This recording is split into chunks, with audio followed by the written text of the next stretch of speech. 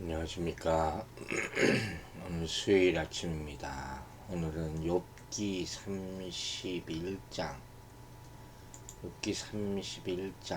1절부터 12절 말씀 보도록 하겠습니다.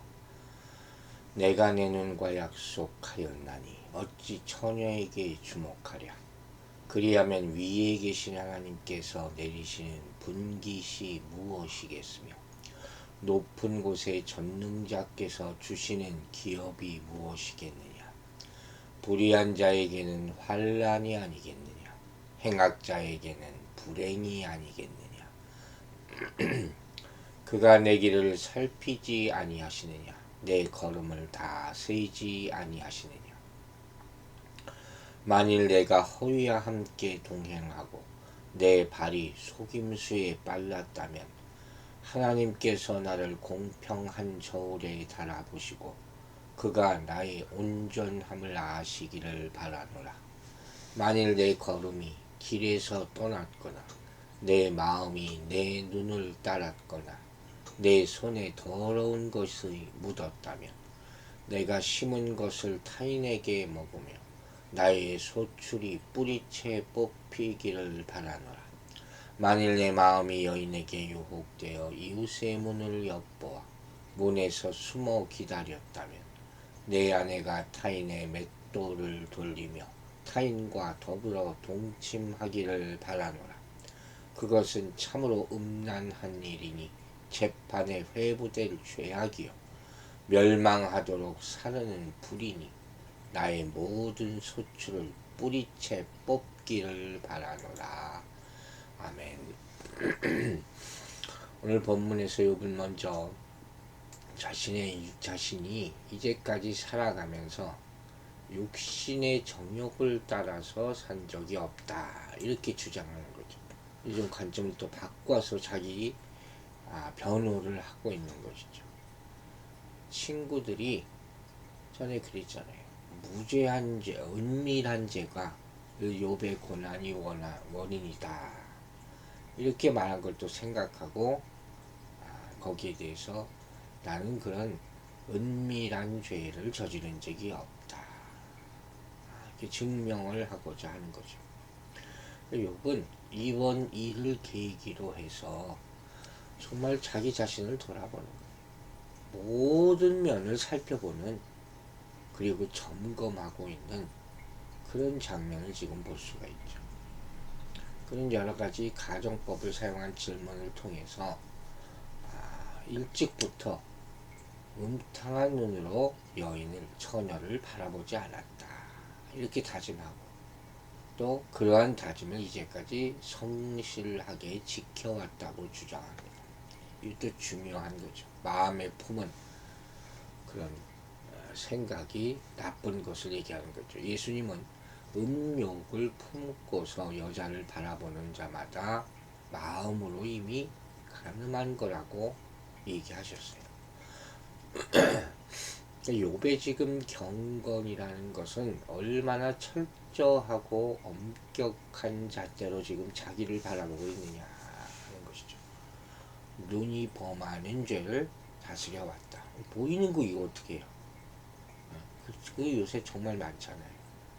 이 말은 자기 마음을 이렇게 다스렸다 하는 거죠. 아예 안 봤다 하는 거예요. 욥은 이렇게 정욕을 억제하는 이유를 하나님의 심판에서 찾고 있습니다. 즉 욥에 따르면 하나님은 불의한 자들에게 환난과 재앙을 주시고 악을 행하는 자들에게 불행을 안겨주시는 그런 분이다. 또 욥이 행하는 모든 길과 걸음을 다 아시는 분이다. 이 결정적인 얘기죠. 이처럼 전지전능하신 하나님 앞에서 어찌 음욕을 품고서 처녀를 바라볼 수 있겠느냐 하는 것이 바로 욥의 엄격한 신앙관이었다 하는 것이죠. 여러분, 이처럼 하나님은 모든 사람의 삶 전체를 바라보시고 또한 행함 전체를 아십니다. 단순히 바라보시는 것을 넘어서 주목하시고 하나하나를 낱낱이 기억하신다는 사실을 알아야 돼요. 이 사실은 인간이 하나님 앞에 책임 있는 존재이고 그 행한 일로 하나님의 판단, 즉 심판 앞에 서야 함을 기억하게 만듭니다. 항상 하나님을 의식하며 살라 하는 그런 말씀입니다. 또한 하나님은 선과 악을 구별하시는 유일한 권위가 되십니다. 그리고 모든 인간은 이 유일한 기준 앞에서만 판단을 받는다 하는 거예요. 즉 자기 자신이나 세상이나 다른 사람의 기준이라는 것은 다 부차적인 거예요. 사실 의미 없어요. 하나님이 가지신 기준만이 유일하게 참되고 영원한 것이다 하는 것입니다. 즉 삶에 대해서 자신이 아무것도 판단받을 것이 없다고 확신할지라도 의롭다고 인정받지 못한다 하는 거예요. 고린도전서 4장에 이 얘기가 또 나옵니다. 우리는 자연스럽게 내 행동, 내 생활에 대한 정당성을 찾으려고 해요. 그 인지상정일 수 있어요. 내 스스로를 보호하기 위해서. 다른 사람이나 세상 또는 내가 정한 기준을 만족시키는 것. 이게 사실 어려운 일이 아니에요. 근데 그런 기준을 만족시키고 스스로 의롭다 평가하는 것은 그건 아니죠. 이건 어리석은 거죠. 오로지 하나님만이 우리 삶을 판단하시고 평가하시는 유일한 분이 된다는 것을 알아야 되는 거예요. 우리는 늘 우리 삶 전체를 감찰하시며 낱낱이 기억하시는 하나님 앞에, 심판대 앞에 언젠가 서게 될 것이다 하는 것을 잊지 말아야 할 것입니다. 욥은 또한 이제 5절부터 자신이 이제까지 다른 사람들을 향해서 허위와 속임수를 사용한 적이 없다 이렇게 말합니다. 다른 사람에게 거짓을 행하거나 속이려 한 적이 없다 하는 것이죠. 만약 그래서 하나님이 자신을 공정한 저울에 달아보시면 자신의 온전함을 금방 알아채실 것이다 하고 자신만만해요. 만약에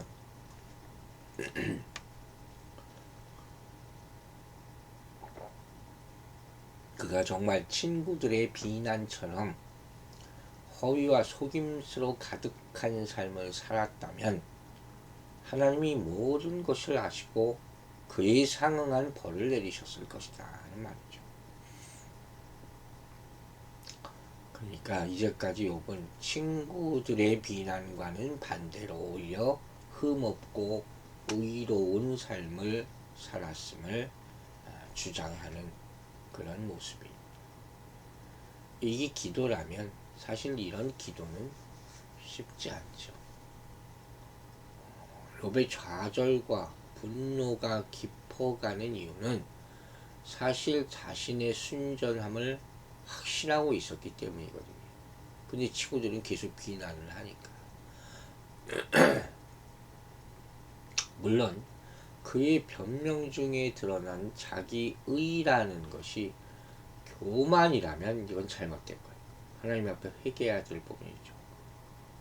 그러나 욥 스스로에게는 그만큼 양심의 거리낌이 없는 순결함이 있었다 하는 거죠. 23장 10절에서 봤던 그가 나를 단련하신 후에는 내가 순금같이 되어 나오리라 하는 말씀이 있지 않습니까? 이 말도 사실 그런 백그라운드가 있는 거예요. 하나님이 나를 테스트 하시지만 무죄한 것이 드러날 것이다 하는 그런 생각이 내포되어 있다 할 수 있는 것이죠.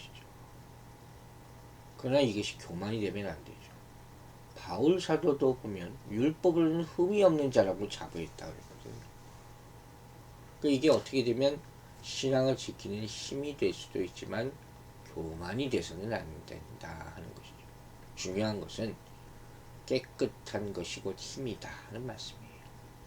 순결한 것이 능력이고 거룩한 것이 힘임은 진짜 힘이라. 그걸 잊지 마시기 바랍니다. 여러분, 하나님의 기준은 변하지 않아요. 그건 언제나 하나님의 성품과 같은 거룩함이에요.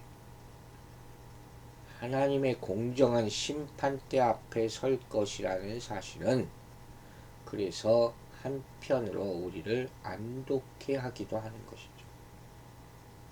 부분적인 지식이나 감정이나 관계로 인해 편중되는 사람의 심판이 아닌 하나님의 심판이기 때문입니다. 하지만 한편 하나님의 심판은 물론 두렵고 떨리는 심판이에요. 그래서 우리는 물어봐야 됩니다.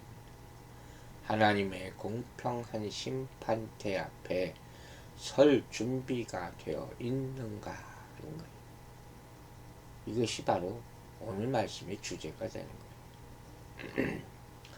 이제 7절부터 다시 한번 욥은 자기가 무죄하다고 확신합니다.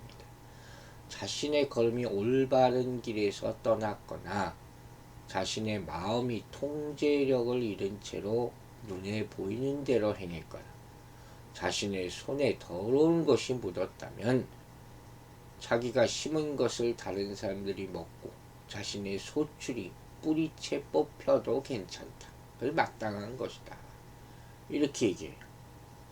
자신의 걸음과 마음, 손으로 행하는 일상의 삶 전체가 단 한 번도 하나님이 원하시는 길을 떠난 적이 없다.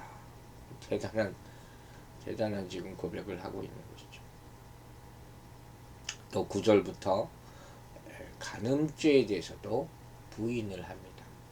자신의 마음이 다른 남의 아내에게 유혹되어 이웃의 문을 엿보아서 하는 그런 파렴치한 행동을 한 적이 없다 하는 것이죠.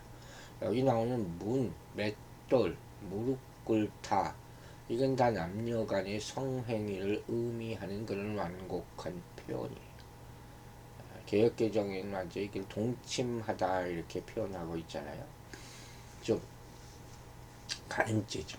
타인의 아내를 탐하는 간음죄를 범했다면 자신의 아내가 그 범죄에 상응하는 처벌을 받아도 좋다. 이렇게 선언을 하는 것이죠. 남편의 범죄 때문에 아내가 대신 벌을 받는다는 것은 오늘날에는 이해할 수 없는 일일지 모르겠지만 옛날에는 그것 자체가 정작은 남편을 향한 저주를 여겼거든요. 그래서 이런 말을 하는 거예요. 남편과 아내의 관계를 생각하기 때문에.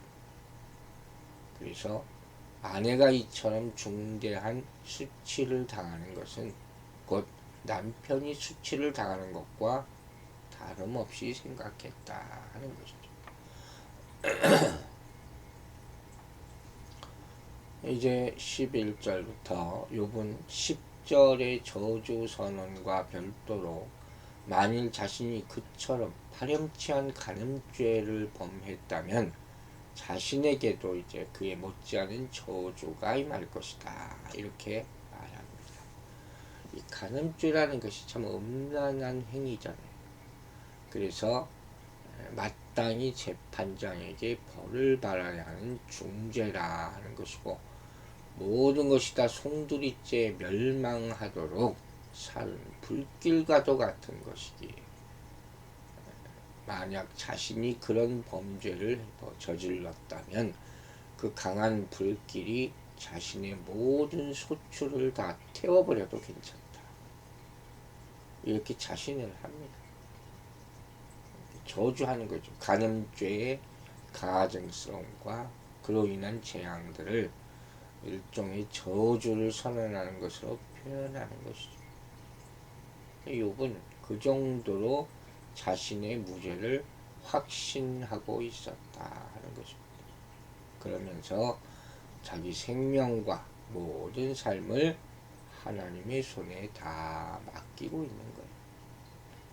그러므로 이제 만약 그가 죄인이라면 하나님은 그의 죄악에 상응하는 재앙들로 그를 치야만 한다. 하지만 그가 하나님께서 응답하지 않으신다면 그는 죄가 없는 것이다. 이렇게 얘기하는 거예요. 자기 나름대로 뭐 심판을 지금 가정하고 있어요. 이때 인과관계죠. 스스로 나는 죄가 없습니다. 선언하는 거나 마찬가지죠. 하나님의 거룩함을 우리가 진정으로 이해할 때, 그리고 우리 죄가 하나님의 거룩하심을 침해하는 것이다 하는 것을 확실히 알 때만 죄인을 향한 하나님의 심판이 합당하다는 것에 인간은 동의하게 되는 거예요.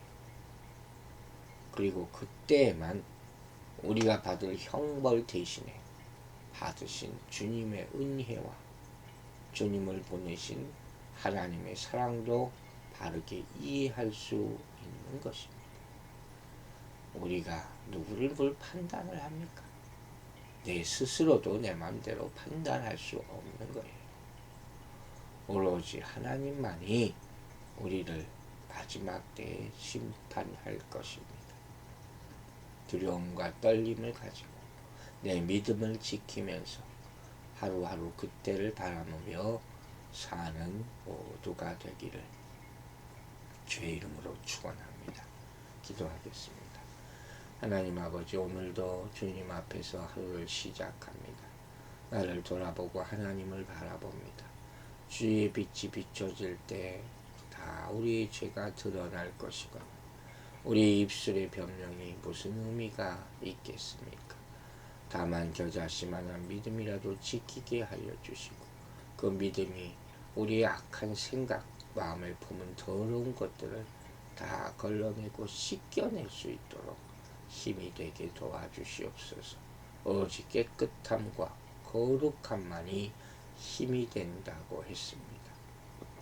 주님 앞에 섰을 때 그때 과연 주님으로부터 칭찬받을 수 있을까 생각하며 살게 하여 주시고 그날이 언제 올 줄 모르오니 매일마다 우리의 경건함을 지키고 유지하게 또 영향력까지 미칠 수 있도록 거룩의 힘으로 역사하여 주시옵소서. 오늘 하루도 주의 손에 우리의 삶을 의탁하오며 예수 그리스도의 이름으로 기도했습니다. 아멘.